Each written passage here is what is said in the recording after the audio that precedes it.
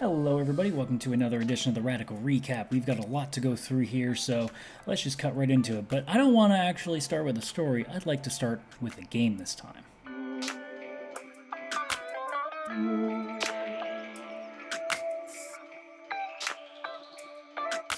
So let's play a game here. This is going to be one that I think might be one of my favorites for a while when it comes to news. So let's play a game I'd like to call Is This a Story? So Pete Hines, the senior vice president of Bethesda, in an interview just kind of talked about, what the release date for The Elder Scrolls 6 would be. And he said, and I quote, "It's after Starfield, which you pretty much know nothing about. So if you're coming at me for details now and not years from now, I'm failing to properly manage your expectations." So straight up, the question becomes, why the fuck did we start talking about this? Like, straight up. This thing got announced in 2018. 2018. Why? Why did you say anything about it if this is like 5-6 plus years in the future? What was the point? All you had to do was say nothing, and you would have won. Because people know Elder Scrolls 6 is going to happen at some point. Look at what Skyrim did for sales. They're going to make another one. There's just no hiding that. But at the same time, when you announce something, people assume that it's coming in the next 2 to 3 years. That's usually how shit works. So if this thing is legitimately going to be like 2023, 2024 at the rate it's going, maybe even further back than that, what the hell? And like I said, the question comes into play, why is this a story in the first place? Like this ballooned into a story online and people started to get upset about it. And rightly so, they should be upset because, again, why are we talking about a game that still isn't even being produced by the sounds of it? But at the end of the day, like, it's not a story. Like, the story is nothing. That's exactly what the story is. Nothing happened. That's our story here. So, yeah, that's fun. But, we played a game, so let's actually talk about a bunch of cool games that we've seen coming out, or potentially coming out, in the next year or so.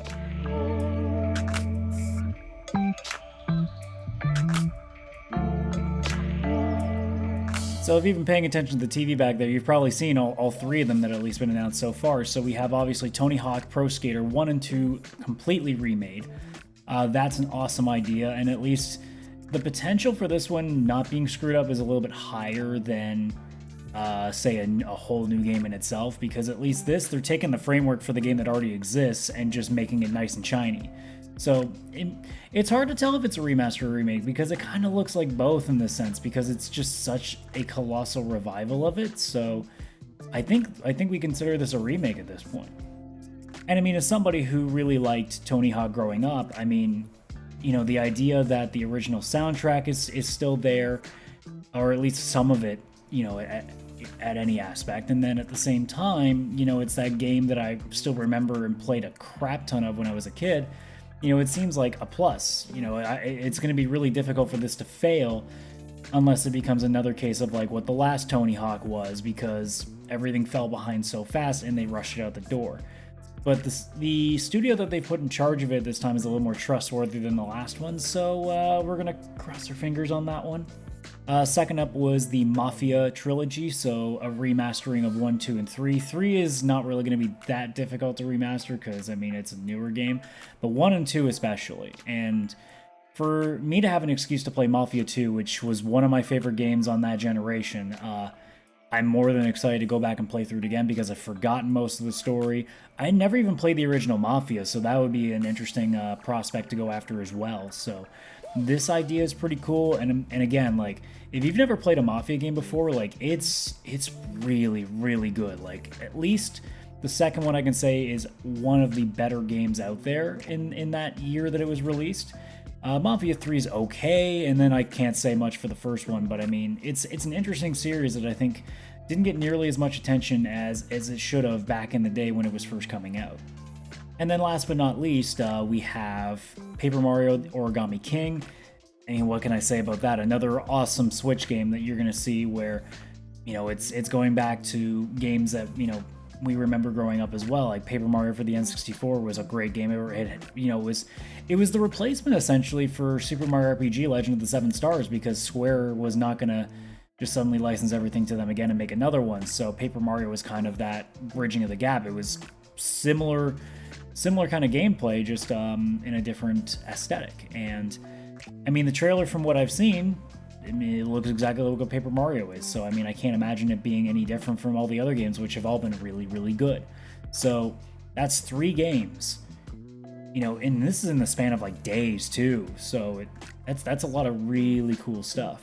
But we should probably move on and get to this amazing sucker that we saw, because I had to eat my fucking words when this came out.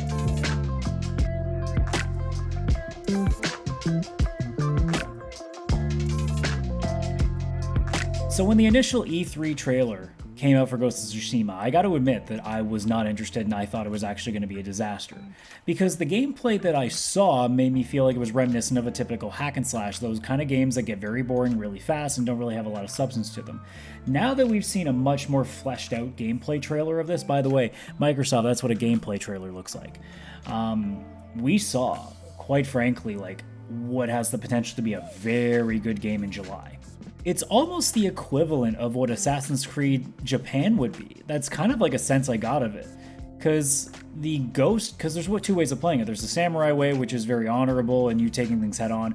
And then there's also the Ghost gameplay, which honestly really does feel like Assassin's Creed. And it's not to say that that's a bad thing, because that's a pretty decent formula. And obviously them having their own little ways of flipping around with it. And the better one that I saw is that there's no HUD, there's no mini map to tell you where to go. I mean, there is a map that you can waypoint, but the waypoints are not the shiny beacon to tell you where to go. You keep using this button that has the wind direct you, and the map itself, the game itself, directs you. So for example, there are smokes, there's like smoke signals in the background that tells you that there's somebody that wants to talk to you. There's also things like birds that can direct you to like special places, and then there's also foxes that will direct you to shrines. There's all this interesting stuff that doesn't come off like the typical way that a game tries to lead you in certain directions. It's not a mini map that has all these icons for you to see. There's not these constant reminders that pop up on the screen being like, hey, you should check out this symbol because it means this. It's just straight up, the game will give you these subtle signs and you'll just learn to see them as they go. And I think that's really cool. It's different too. It's something that we're not used to, because I think we need to find a bridge between an overusage of a HUD and being so like non-existent that it's hard to tell what to do. Because I can remember a game like, say, Morrowind, where I had no fucking idea what the hell I was doing, and if you leave the game for any amount of time, you can forget easily what you were up to. Whereas there are some games out there these days where it's just an overabundance of stuff, like to the point that it actually takes away from the experience because your screen is so covered in stuff that you don't need. But I mean, otherwise, the gameplay that we saw in this trailer was fantastic too. I was very into what we were seeing. Again, like I said, very Assassin's Creed-like. I mean, it's I'm trying really hard to find the words to say, but I mean, honestly, this really does feel like Assassin's Creed Japan to me, and I'm not saying that in a bad way. This could be one of my favorite games from this year, assuming I play it, because it's another one of those things. I'm trying really hard not to buy games full price anymore, so I try to wait for it at least 25% off plus deal for it, because I mean, obviously in these trying times, and I also don't make nearly as much money as I think people would expect someone who could play all these games would actually make. I got to be very careful when I spend my money. So, not to mention I got a PS5 and a 4K TV to save up for. So, there's a lot going on that I can't just suddenly throw $80 Canadian at everything that comes up. But this is definitely a game that I went from, I'm not really that interested in, to, oh crap, I am way in on this, without question. You know, I can't really say more. It's one of those things where, you know, you just got to watch the trailer to see it. So, I mean, I would suggest watching the video that you see playing in the background there, which is PlayStation's State of Play that they did the other day on Ghost of Tsushima. And I would, yeah, you got to see this, because this game looks like it could be really goddamn good. And then moving on, we got the last thing that I'm not even going to try to hide the pun. Like, straight up, this trailer that we saw in the last 7 days was absolutely unreal.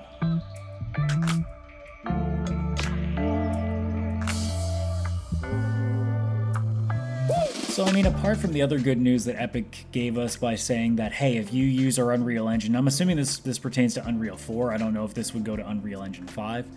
But if you use them, normally you would pay a royalty fee for every sale that you make using it. Now they've straight up said, hey, Don't worry about anything until you've made $1 million+ on your game. That's really cool for smaller developers. Now, granted, you're still going to be paying to use the engine. That's a different story. To buy the engine itself and stuff like that, that's a whole different ballgame. Assets and all that and all the like. But if we're talking royalties off the game sales, no, the first $1 million is yours. And then after that, then you work out the deal with Epic. And that's really cool. I love that there's this weird contrast. Like, people are trying really hard to not give Epic a lot of credit for it, because I get it. Epic Game Store is something that just pisses people off. I'm still not 100% sure why. I mean, the exclusive thing, I'm like, dude, they're throwing money at games and developers that sometimes need the help too. So, I mean, they're also helping at the same time. Is it stupid that they're also taking exclusivity away from PC users? I'd say sure, but considering you're not spending money to get a new piece of hardware like a console, just downloading a program, is that too difficult? Like, as a guy who's a console gamer primarily, if I really wanted to play Fire Emblem Three Houses, I need to spend the money to get a Switch and then buy the game. If a game is 6 months exclusive on Epic Game Store, all you have to do is one of two things. You either have to wait 6 months, or you download a program that costs you nothing. If you're going to pay the same price, what's the difference? That's the one argument I won't get with people, because again, you're not spending any extra money. If it's just a case of, well, I don't want to give these guys money, then be a good boy or a good girl and wait. That's how you have to deal with it. If you're that reluctant to give this company money, too bad. Because I'm the same person that is reluctant to give Nintendo money right now, and I'm accepting this fact by not getting to play games like Super Mario Odyssey, Breath of the Wild, Fire Emblem Three Houses, etc. In your case, you don't get that excuse. You literally have no extra money to spend. You just download a fucking exe file. That's it.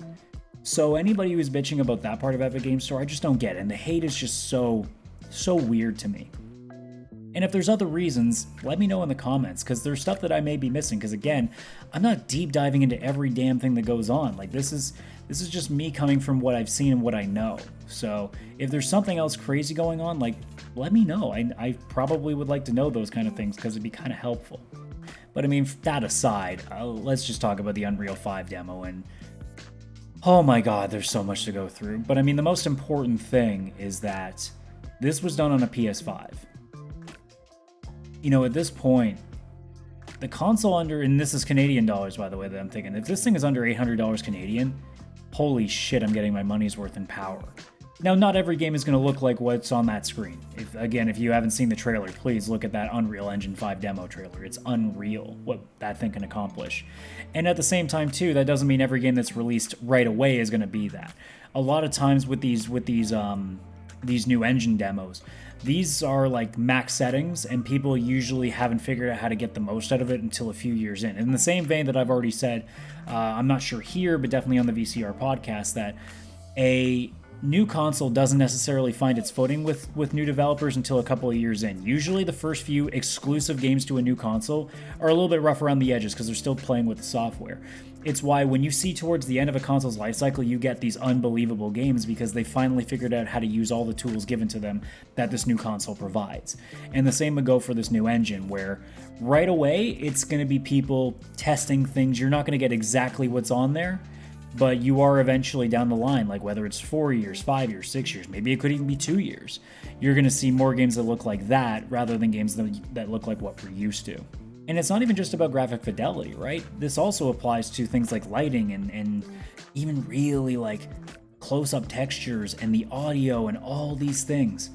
It's so much more, and it's what I've said too with the new console generation. It's less about how amazing the graphics look, even though this looks fantastic. It's going to be more about what you can actually pull off, where on console you normally couldn't. Frame rates are going to be better. 4K is obviously more native, but then you have things like loading screens just being almost eliminated. You know, you don't even need to have like elevators or staircases that kind of act as like a buffer between loading. And by the way, people try to give this video shit because there's a point where the character squeezes through a wall and they try to claim that, oh, it's them, you know, trying to, you know, hide a loading time. In reality, they said, no, this isn't that. We use this part of the game to show you how good the textures look up close. And I mean, I'm going to take their word at it because again, if they're lying, it's going to come back to bite them when people discover that it can't handle that processing. But by all accounts, it looks like it can.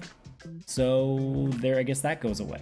I mean, the most important thing really is, and this is something we're probably going to, on the VCR podcast, have a complete side episode for. We're starting to consider the idea of doing bonus podcasts that have nothing to do with like the usual episode content that we do. Like just these like bonus episodes sort of deal where it's just one topic and we go for like an hour.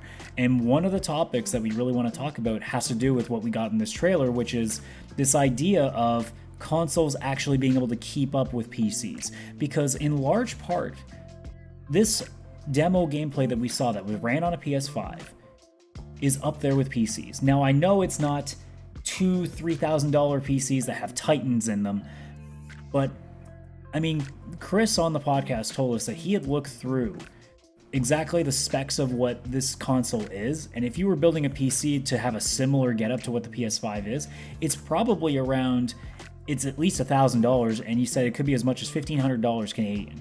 Now I don't know what that is in US. It might be a little bit less, not sure. But I mean, we're expecting that this console is going to cost $700 Canadian, maybe a little more, at most $800, and I doubt it'd be that high. But like, for basically half the price of what potentially a PC would cost to pull off this in a console that's the size of what my PS4 is there in the background, dude, that's insane. The most important thing about that, again, it comes back to that whole battle between, you know, consoles and PCs, where people keep saying, well, PC is the only way to go if you really want the power. It's at a point now that consoles are powerful enough that that debate isn't really as cut and dry. You can make the case that you can go console and get a pretty good PC level system, but if you have the money, then you go and get the ultimate system. There's still going to be that step above everything else where PCs are still better, but I don't think that gap is nearly as massive as it used to be, where my laptop I don't know why I'm pointing at the friggin' ottoman behind me because I'm literally staring at it. But when I got this thing 7 years ago, it cost me over $2,000 US because I initially got this also for audio video editing for schooling that I was going to take until they kind of scared me. Long story short, I was going to go be an audio engineer in a recording studio, and they told me I could use a PC, so I got a PC. And then literally just before the semester was going to start, they said, hey, so you got everything including your Mac? I went, wait, a Mac? You told me I could get a PC. It's like, well, all the programs we use are Macs. And I'm like, so are you going to refund me this money that I just paid for a PC because you told me I could? And when they said no, I'm like, all right, give me my fucking money back. So now I just had a $2,000+ gaming laptop. And this thing was amazing for its time. It was better than I think this thing might even be better than the PS4 that I have. It may be like just under, like at this point. And this is also 7 years ago. So I was right up there with, and this is a laptop again. This isn't like a PC where it was built to absolutely be a powerhouse. This was also built to be portable. So it's a little bit different, right? Laptops just, they don't have the same level of power that a PC can have because this thing is also a much smaller device and doesn't have nearly as much room to jab all this stuff in.